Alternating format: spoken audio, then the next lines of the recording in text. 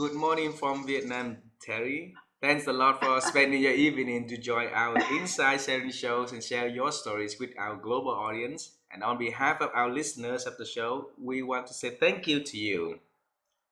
Well, thank you in Vietnam at 9 o'clock in the morning and 7 o'clock here in New York. Yep. So thank you so much, Ha, for having me. I'm so honored that you even found me amongst the multitude of people. Terry, I'm grateful for you to spend your late evening to join our show and share your stories. And yes, I was trying to connect with you and invite you to the show because I really admire the works that you do. And today we're gonna examine the journey that makes into what you are doing together. All right. Have you been to Vietnam? No, I have not. I've been to Asia, but Ah, I've not been to Vietnam. It's kind of on my bucket list. You know, these days I don't want to travel far, ah, but you never know. yep. So if you It's there. if you if you ever decided to go to this part of the world, go to Vietnam, then now you have a new friend, all right? Oh, I Your have a new new friend that I could family. call upon. Yes, your new Where, family. where in where in Vietnam are you? I'm in Ho Chi Minh City. Uh-huh. Yes, my hometown is in Da Nang. So do you know Da Nang? Ah. Mm-hmm. Yes. So if you travel here, you let me know, and then my family will welcome you and your family. Oh, wow. Thank you. That might be an incentive. Yep. Terry, in our culture, it's very honored if we can have you to have introduce a little bit about who you are and the works that you do for our audience. Can you do that? Sure. What do I do? Is that what you're asking? Yeah, introduce about who you are. Oh my gosh. Well, my name is Terry Yoffe. I've been I have a past, right? And for the last, it'll be 20 years next year. I've been an executive business and career coach. And during the pandemic, right, I thought about what can I do next? What's next for me? Hmm. I always think about it. And I think in 20, I thought maybe I'll do a TED talk, maybe I'll do a podcast. And as life would have it, a former client of mine was forming a women's group within her organization. And to kick it off, she had two executive coaches. One was me. Hmm. So we did webinars. And then I had the opportunity to do two podcasts. So I got to see podcasting and thought, it might be something I'd like to do. Hmm. I, I thought about it. I reached out to people and I actually got it going, and it kicked off this past January. So I'm about to finish my first year Ah. of being a podcaster. Wow.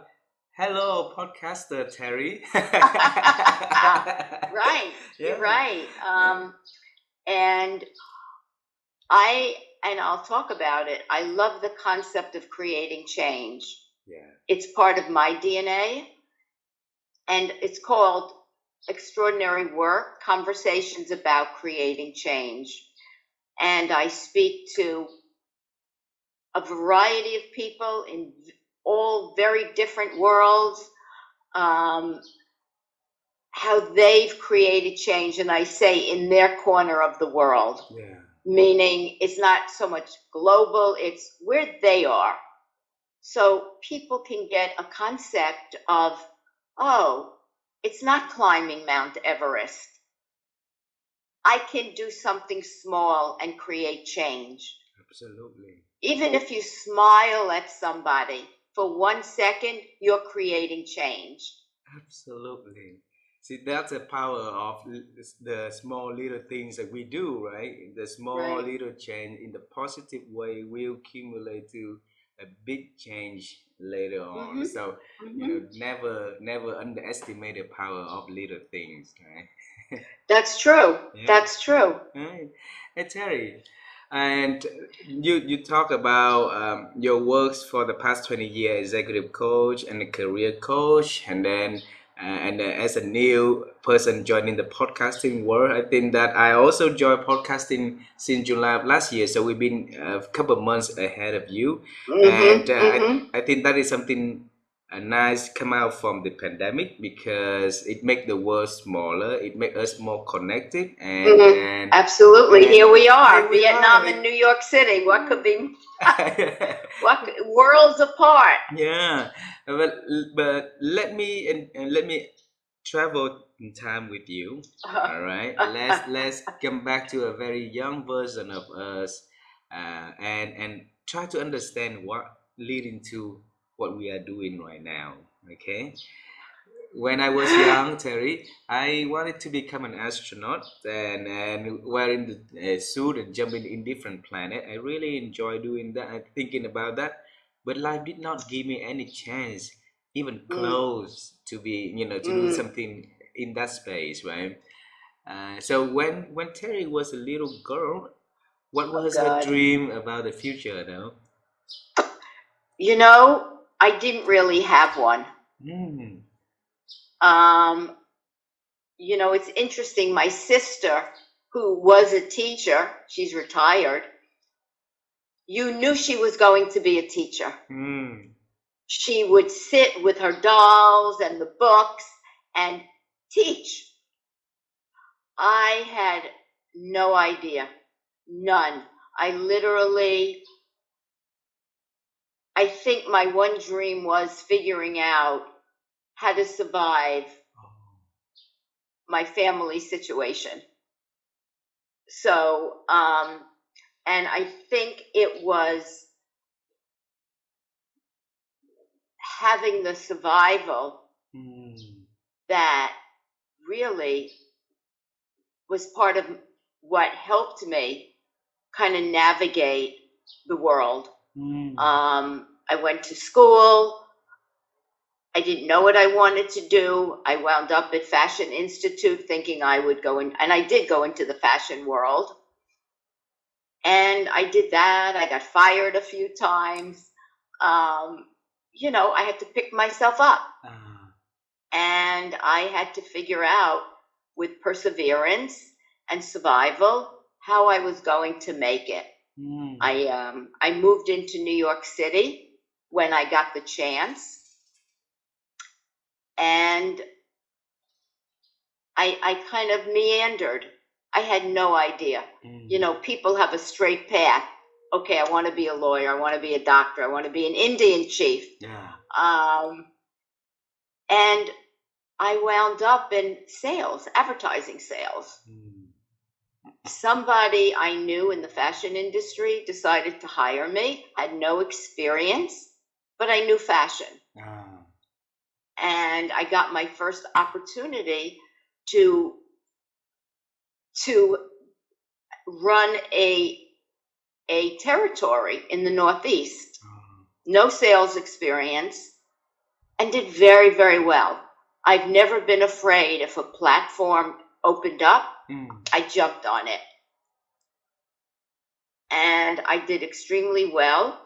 And then I went to a very big publishing company, to 2 magazines, and did very well. And then decided to start my own business of being a rep, right? A rep for other magazines that did not have kind of a hired gun, Ah. if you will. And then when that dried up, I had to sit back and think, what am I going to do here? Mm. And I researched and I looked, and actually I had never heard of coaching. And I stepped onto that platform and went through the training Mm. to become a coach. And then I went through this 6-month certification program to become certified. And then I joined the International Coach Federation, right, and they had a New York chapter, Mm. and I joined that. and I made my way up to president of the New York City chapter and did that. And here we are. I mean, that was a while ago. I coach and I started my podcast. Wow. So that's my story really in a nutshell. And the one thing I learned, the one thing I think that made me successful is I had integrity. I was trustworthy.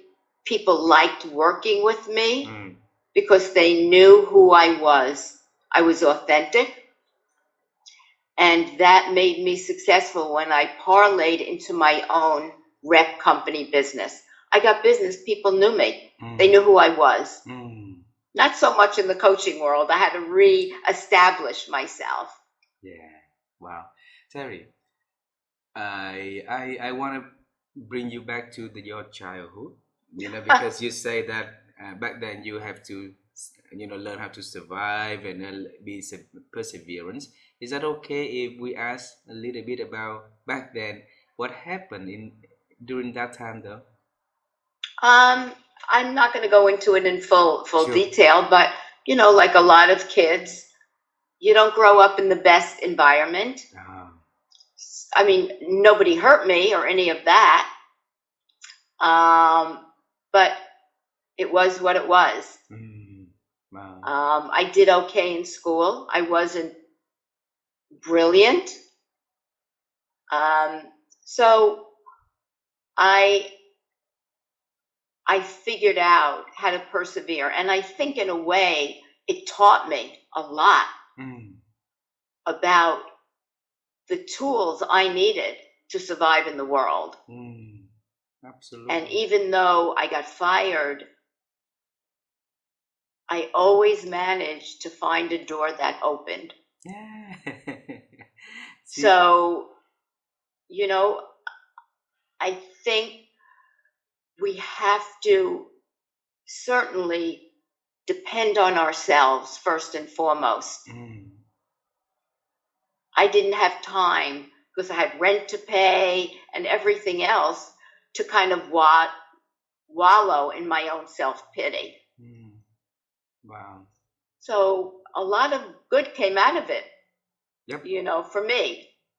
You became more independent, relying to your own self to make decision and change, right? Absolutely. Terry, so when you were very successful in the publishing world, and then and become a representing for other publishers, right? And you say that you found the love, in that there was some struggle during that time. Then before you found coaching and fall in love with coaching, what happened during that period, though? Well, I had my own business. I was a rep, but the landscape of the business changed. And my services really weren't needed anymore. So I had to think about, where do I go? I was at the top of my game. And ironically, and I work with clients on this, I spent many years in therapy. That's what helped me.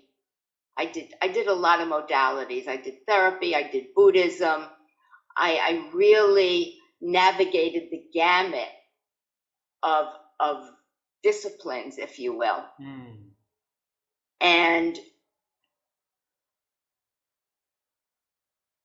I thought I was going to go back to school and become a therapist because I really loved working with the human mind. But everyone's is the same. The mind is the mind, right? It's a piece of machinery. That's all it is.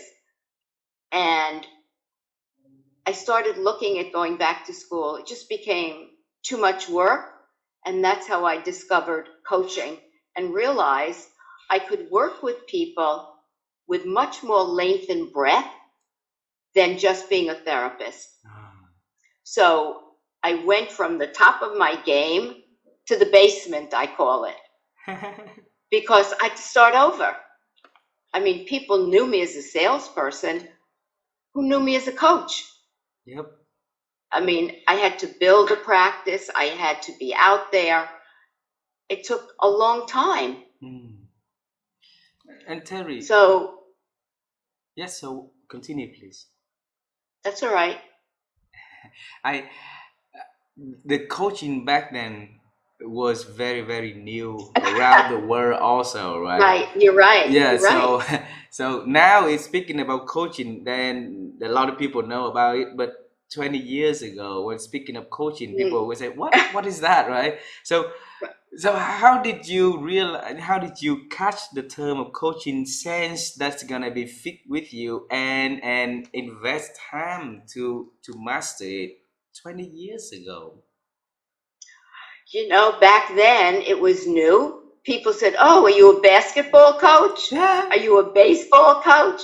No. You had to explain. Yeah. And, you know, I think here where all my tools from my toolkit come into play. I was a salesperson. Mm. I knew how to work with people. Uh-huh. I knew how to get people to buy a product Uh-huh. because that's what I did, in advertising sales. And people from my life in the publishing world took a chance on me Oh. because they knew me.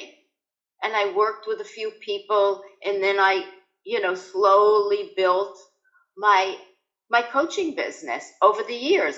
People recommended me, and to today, I'm so fortunate. I have a lot of former clients that come back to Mm. coach with me. Wow. And back then you were, let's say you were very very new in the coaching space, which is Mm-hmm. also the very very new industry for many many other people. Mm-hmm. And you said it was the luck that people decided to take to give it a try with you, for them to experience the coaching and have Terry to help them with coaching, right? But besides the factor of luck, I always try to figure out why else that people decided to put their trust on the hand of Terry Yoffe. Ah, Yeah. So yeah. what did you do well that even if you're starting something really really new, people trust you and wanted to work with you, Terry? And that is one of the core competencies in coaching with the ICF: Hmm. trust and Trust. integrity. I think innately have that. Hmm. So when I would speak to a prospective client, they could tell Ah. that, I opened the space for them to come in, right? To obviously, if somebody doesn't trust you, they're not going to coach with you, Yep. right? Coach, it's about integrity, it's about trust. Um, and people took a chance. Hmm. Wow. I think it goes to who we are as individuals. Hmm. And Everything does. It's about who we are and how we show up. wow, your in your life, right? It is a lot of time was in the survival, and then you go into the workplace, you got fired, you survive again, then you got into the challenge in the publishing world, because the landscape has changed, then you survive again in the new industry, and then you thrive Mm-hmm. from there. Now, Terry, everything you touch, have a very very good results out of that. Tell us the secret that make you. I don't I don't think there's a secret. I don't have. It's not like a recipe, right? I don't know if there is a secret. I don't know it. I think it's how we show up Mm, in the world, mm, how we can create change with other people, how we create change in a space, how we deliver our message so it doesn't sound like I'm trying to rope somebody into coaching, mm, or be a sleazy salesperson. I think my years of being in therapy, I read people very well. And I just think people got a sense that this is somebody I trust and I want to work with. I don't think there's a secret. Wow. I just think if we're authentic and we're real, people get that. Yep, I believe so too, Terry. And that is fascinating to me because when you were young, everything was about surviving. So it's all about making the best for you and making sure that you got the thing that needed to continue the next day, and stuff like that, right?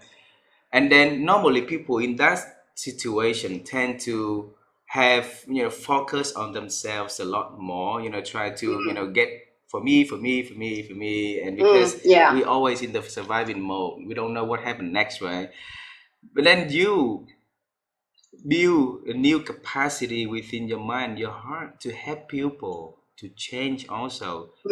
So from surviving to now helping people to thriving is a huge space in between. So what make you having that competency and desire to make that big leap of change for others, though? In my very first podcast, I talk about what made me do the podcast. Oh. I think because I've always felt like an underdog. Yeah. Growing up, I was very insecure. I felt like an underdog. Yet I was always wanting to kind of help people. And I did that. I am very empathetic, not to the point of being taken advantage of, but in school, I had a friend, I befriended someone that had hearing aids. It wasn't very popular. She didn't have a lot of friends. I befriended her because I felt for her, right? Going through school, I was who I was until I got to my senior year, where I was welcomed into this fraternity of popular people. And it was great for me. It was a real booster, a real self-confident booster. And then going to college, I struggled. I didn't do well because I had underlying depression. And then coming back and going to FIT and graduating and getting into the fashion world, I started to grow. I did fashion shows. I got up in front of people. I did a lot. And yet I never snubbed anyone. I was friendly to the mailroom people as much as to my boss. Right? There was no different. I always looked at people as people, no matter what they did. That was just their job. It wasn't defining who they were. Yeah. So I think, even when I went into advertising sales, my clients loved me because I was genuine. I didn't try, pardon me, to screw them just to get the business. I was real. I was honest. And I got business. They wanted to work with me. That's my inner nature, to be out there and to help people, not in a way that's detrimental to them, but I'm a fixer. I want to jump right in and, okay, how can I fix the situation?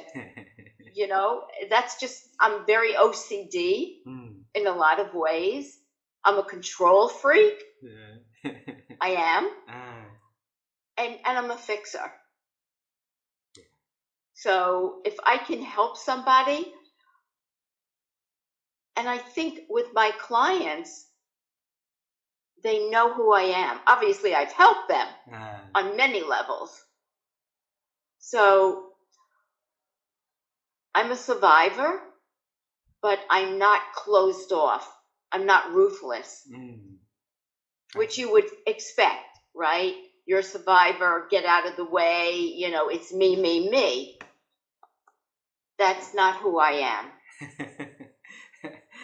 Uh, Terry, you said that you were very authentic since young, right? And then show up to the world, as who you are. And the word authenticity over the past couple of years was headline in a lot of conversations, a lot of talks within organization. That means to me, a lot of it wasn't very authentic, and and that needed to change, right? So can you tell us why aren't we authentic when we grow up though? Why aren't we? Yeah, why aren't we? Because my own perspective Mm. is when you open yourself up,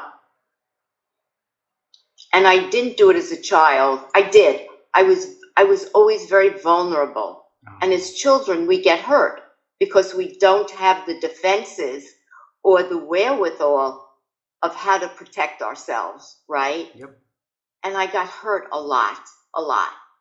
And in growing up, today, we have to be vulnerable. We have to be willing to open our hearts, Yeah. to open up who we are and let people in.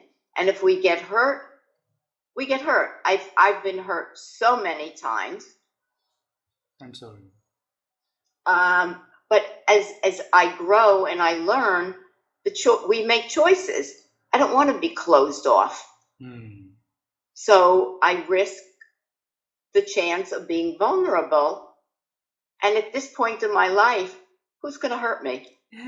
Right? Yep. At this point, what is somebody going to do to me? Fire me?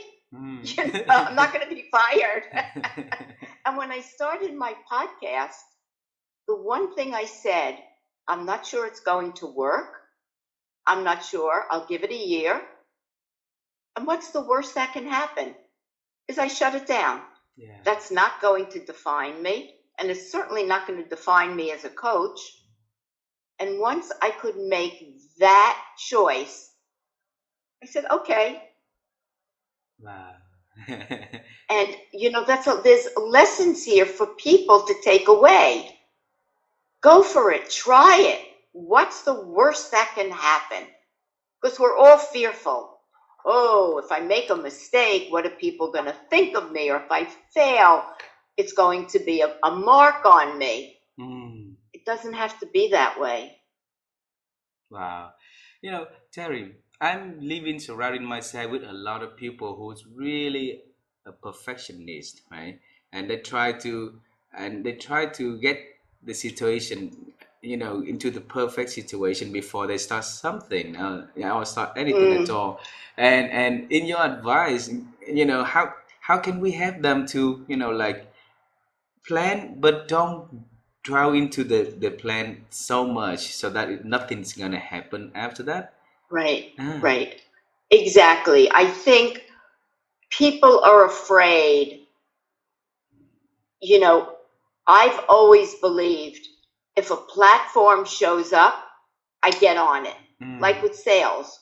I knew nothing about sales. I was given a $650,000 territory, which I turned to $1.3 million before I left in 3 years. I didn't know sales. I said, so what? Yeah.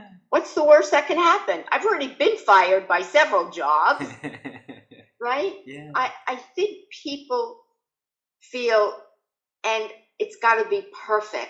It's got to be the right day. It's got to be sunshine. It's got to be 70 degrees. It's, the sun has to be coming from the east or the west. And that is the mind playing a trick on people because they never do it. They, it's the what if only. If only I get the car, I'll be fine. You get the car. Well, if it's only. Perfection really leads to failure. Oh, wow. Because you never can celebrate what you've done. It's never good enough. Thank you. It's never good enough, right? Terry, for the 20 years in this coaching space, you got the privilege to meet a lot of amazing talents, amazing leaders, and they are really good at what they do, and they came to you to have your helps to make them getting better, right? What are common things that people coming to Terry Yoffe for help? Oh, well, the common thread from my perspective, the common thread in everyone is not worthy and not good enough. That runs through everybody. Why is and that? once you know that, then it's figuring out how to have them kind of bust that belief or that assumption. And everyone comes with a different story, right? It's trying to figure out how they can get a promotion, how they can advocate for themselves, how they can change jobs, how they can communicate better. And then it's figuring out what's holding them back, what's really there for them. And then having them look at it, because it's all about them. Even though I work with people looking out at their business, it's not the business. That's not the issue. Business is an inanimate object. It's what they do to make the business survive. Well, the people that you meet every day are really, really talented people, right? And then they still having the fear of being not worthy, not good enough.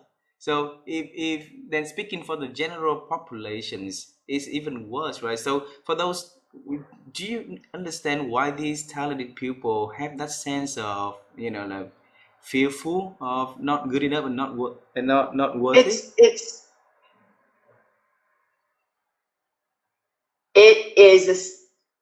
something that was developed way back in the day. We have our childhood perceptions, assumptions about ourselves. When you're 4 or 5 or 6, these are unconscious behavioral patterns that people develop. And if they don't tap into it and know what's tripping them up, they'll grow up. Those don't go away. They run them. I had a phrase, what runs you runs your business. And I tell people, if you can't transform a business unless you transform yourself. Just doesn't work. So that happened Can't to do us. that. That happened to us when we were young then, right? True. Yeah. So it's there. You have to understand the mind and how it works. Wow. The mind is a piece of machinery. As a child, the whole idea of the mind is to protect. It doesn't know that you've grown up and that these beliefs are no longer applicable. It still thinks it's protecting you. But as an adult, it doesn't. Wow. So Terry, it's very psychological, but that's where things start. And I'm not a therapist, so I do try to walk a very fine line with my clients, and try to have them understand who they are, because we all have self-fulfilling prophecies, right? That's and if you have a belief that you're not worthy, that's how you set up your life. It's a self-fulfilling prophecy. Because the mind, if you look at your conscious mind, this is how much of your conscious mind you live with. Mm. If you go beneath, it goes on and on and on and on and on and on and on. There's basements and sub-basements, and most people really live with their subconscious, that they don't know. That's what drives them. So so it means that our childhood has a lot of impact on us when we're growing up, right? So Exactly. if we want to help our children to to not to be able, let's say, like 30 years later we come to a coach Terry Yoffe and ask for help, but if we can have some mechanism that put 30 years ago, 30 years before that, to help along the way figure out what inside of our thinking, then we can prevent a lot of things to happen, or recreate a lot of things to happen. Maybe not. I think every kid sees even if you have great upbringing, right? Great upbringing. Kids have perceptions. And they're there. They're part of your DNA. You can't get rid of it. However, what you can do is figure out as you get older and see what's holding you back, is to start to be aware and make choices. What are your triggers? So for me, abandonment has always been a trigger. And if a friend stopped being friends with me, I would get triggered. I've learned, and I work with clients, that every minute of the day we have choices. Every minute to go from here to there, we have a choice. And with every choice comes a consequence. And if, in fact, you feel a trigger, whatever it is, you have a moment to say, wait a second, is this the past or is this the present? And in that moment, you can make a choice not to buy in to the trigger. Wow. One moment, if you're aware, wait a second, this is a past emotion. And the more you do that, the more you loosen the hold on that trigger. But Terry, not a lot of people has the capacity to hold on in that moment and ask the questions, right? That's right. And like you say earlier, you said that what runs your business also, right? Because we let that moment runs us, that feeling of the past runs us, so that the what happened now and what happened next being runs by that past feelings. Right. How can we jointly help the person next to us not falling into that past moment? Oh, well, that's a lot what I work with clients on, is to start to see what the patterns are, to start to understand what our triggers are that keep us, right, from advocating for ourselves, from getting that promotion, from changing jobs. Because people come to me with the umbrella, right, of what they want to do. But then it's combining the outer with the inner, starting with somebody's inner being. Well, what's stopping them? And you get to, well, as a child, I'll make it up. As a child, my parents didn't acknowledge me. They told me to stop. Well, all of that is if you're going into a meeting and all of a sudden you're stressed or your anxiety, you don't know what's coming. Yeah. Right? So it's figuring it out and then being kind of the watchdog, on your shoulder and looking at when a trigger comes up. You have a choice. You can take a moment and stop and say, wait a second, is this really today, or is this something that I'm getting triggered? Yeah. Yeah, it takes a lot of work. This is not easy work. Wow. However, it's very rewarding because people start to see, oh, I get it.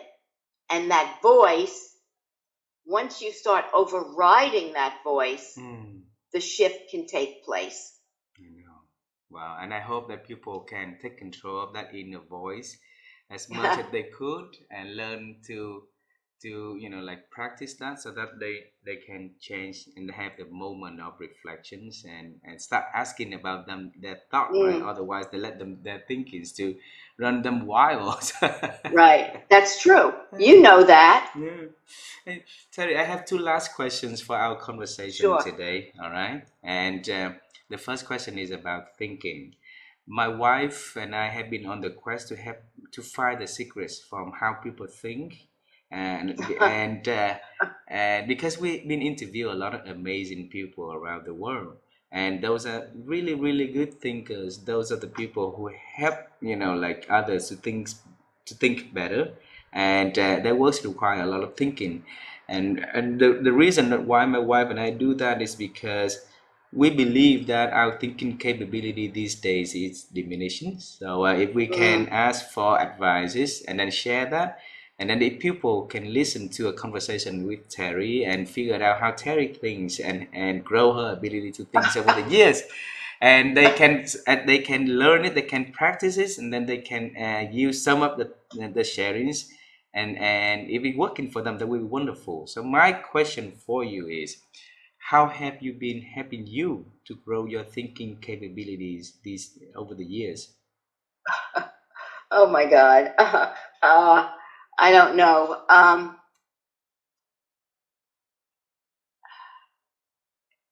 Because I've been a learner. That's what I do. I'm a learner. I I look at things. I learned Buddhism. My heart, I'm a Buddhist. Mm, I believe in the practice of kindness and being truthful. mm, Um, I'm not really sure. I think even because we get caught up, there is so much information out there, so much, mm, and I'm guilty of absorbing it as well. I think sometimes at night I just let my mind go. Um, our mind is just noise, mm. right? It's just noise, and I think it's not. We all think it's our thinking, but it's noise. If we could start to separate that noise from who we are. Mm. And I think for me, over the last year, my podcasts have kept me so relevant with the people that I have interviewed and spoken to Mm. that it's opened up so much. Try something new. Mm. Wow. Your thinking will shift. Yep. Everybody I speak to has a different story and a different conversation. And I have to be there to ask the questions. Yeah. So I think thinking, most people, it's about being, right?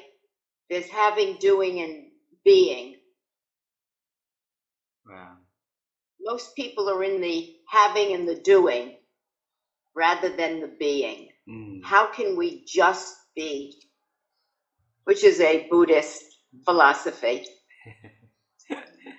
Thank you for sharing your way of thinking. It's as a learner, and keep the noise out so that you can peace the mind, right? And then practice the being instead of the doing and the having, and Mm, try something new. So those are the advice that Terry was and is giving to our audience to practice so that they can expand their ability to think through the experiment.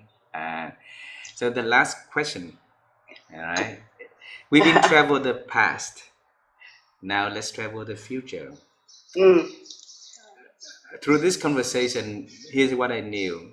You grow up and trying to survive, get into the world and working very successful as a salesperson, but beginning of that journey you're also trying to survive, right?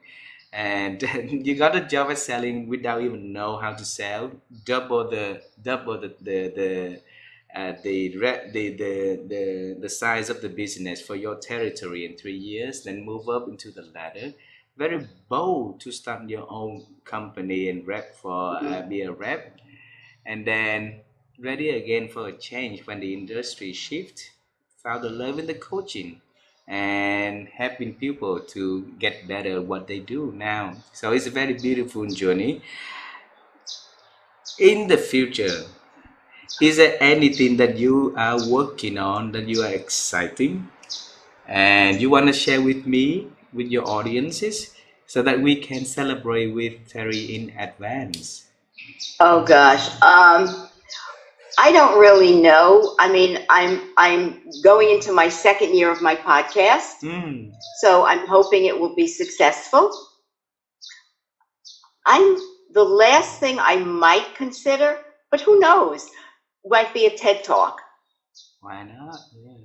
That's something I could consider.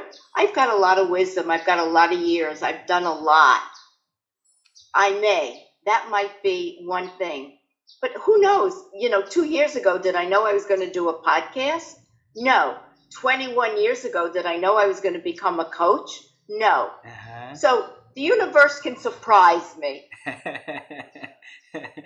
The universe surprised you in the beautiful way. So you need to Thank return. you. You need to give back your insights, your wisdom to people through the work that you do. Podcasting is good. Right. Find some other ways that Terry could also enhance and share more to more people. So that's That's a beautiful. path. Yeah. That's a path. And I wish you to have a lot of supports, a lot of great things that will join you in that path. All right. And Terry, such a lovely conversation today, such a wonderful Mm. opportunity for me to connect and to know you. And I'm grateful for having you on our show and share your stories with our audience. Uh, Well, I am grateful and really appreciative that you actually found me and had me as a guest. It's very kind of you, and so